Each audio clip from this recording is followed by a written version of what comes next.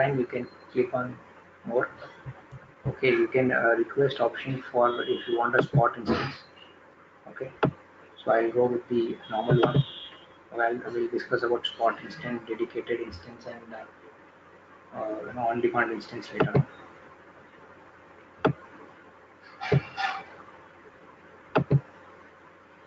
This is a built-in VPC. By default, every region will have one VPC given by the AWS.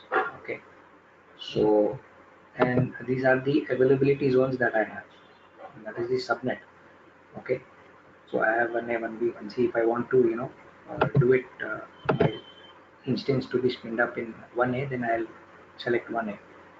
Okay, and if you want AWS to do that, you can just say no preferences, and automatically it will be taken. Okay, so let me just go with the 1A, and then it gives the number of IP address. These are the things we will cover in VPC section. Okay, and we are using the default one, that is use subnet setting.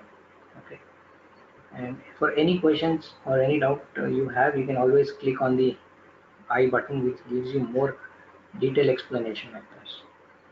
Then you have a placement group. We'll talk about placement group also, but as of now you have to understand that placement groups are nothing but they group the all the instances in one availability zone.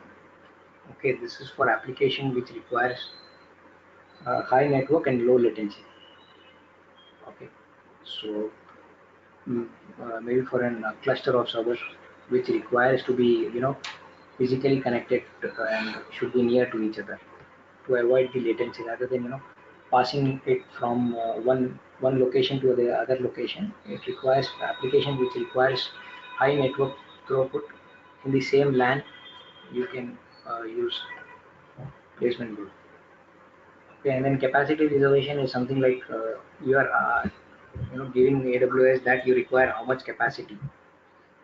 Okay, so in case if you require more of an instance, then this will also will cover, because if you are spinning up instances, then AWS should also have that much of resources with them in their data center.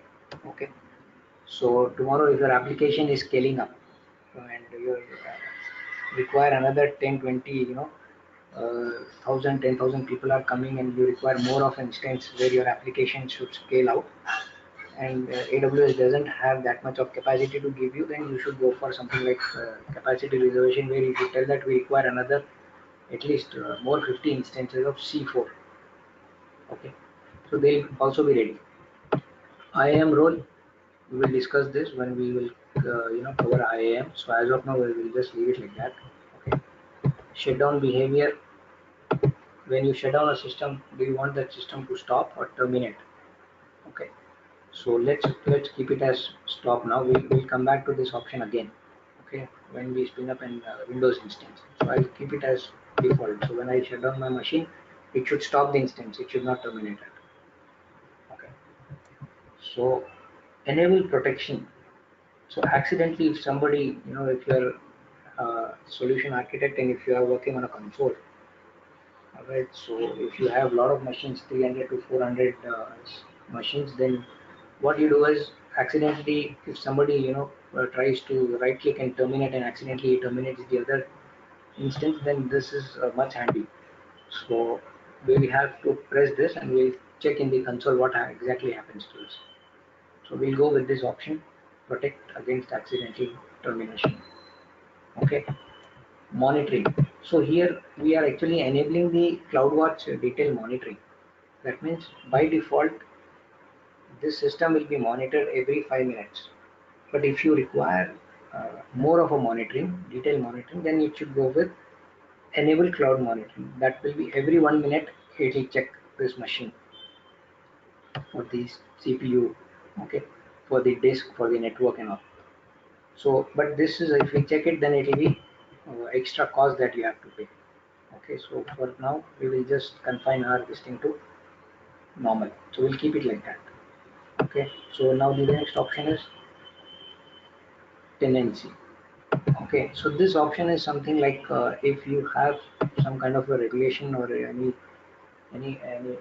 your organization requires more of a uh, the security policy or any policy that they require only one dedicated hardware to be there, then you can actually select this option. Because if you are running on a shared, your EC2 instance will be there and other account EC2 instance will also be there. But if you are going for more of a, some rule or some policy or some regulation that requires you to use only dedicated host, okay, then you have to select this option, dedicated host.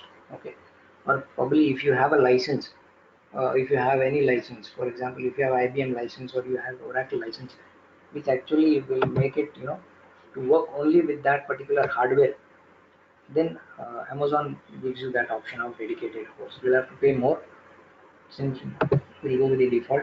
We are using the free tier. Okay, so T2, T3 will actually leave it like that. This is for bustable, for maximum. If your performance of your application is requires more of a CPU and more of a performance, then you have to select this option. Okay, so allows you to application to burst beyond the baseline. Okay, so it will give you maximum performance for your CPU utilization. If you are actually, using this option, will give you more performance with same cost. Okay, which the network interface will be the same. Okay, we'll go with that, and you can add a device and remove a device. It is up to you if you require multiple one. So I'll just go with the one, and then I'll go with the advanced detail.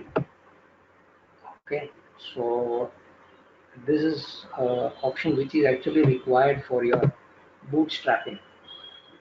Okay, bootstrapping is something when you start your operating system, you want other services also to be working, right? I want that once the system is up, it should be all the patches should be updated, or some HTTP services should be coming up the page or things like that. So what we can do is we can actually write a small script. Uh, okay, so which installs this. So this is Amazon Linux box.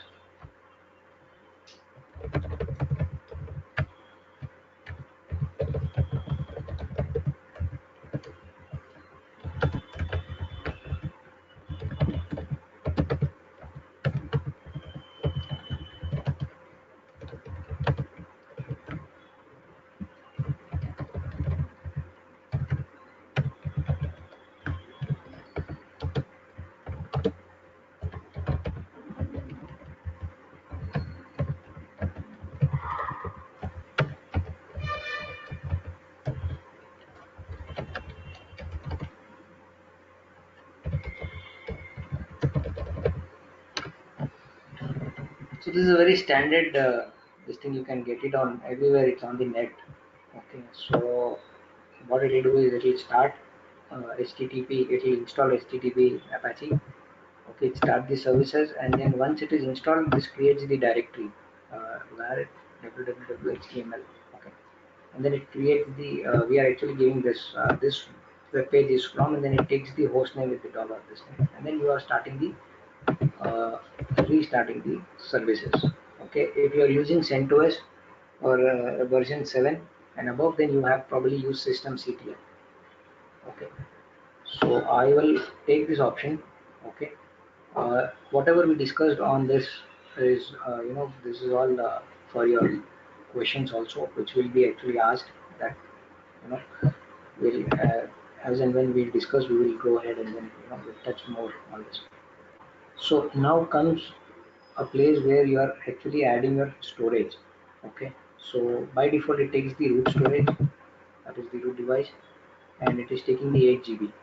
Okay, here if you come down, you have few of the options here: general purpose, provisioned IOPS, and magnetic. So basing on your requirement, if you require more of performance from your read device, then you go for this one. By default, if you require, okay, it is an SSD, it gives optimal performance, because root volume doesn't, you don't have to have a root volume with the high IOPS. It will usually goes with applications. Okay, so I'll select this one. And then a few months back, this option was not there, but now you can actually encrypt the root volume also. Okay, so now you have an option where you can encrypt. So you can select any one of this, and this goes with the key management service of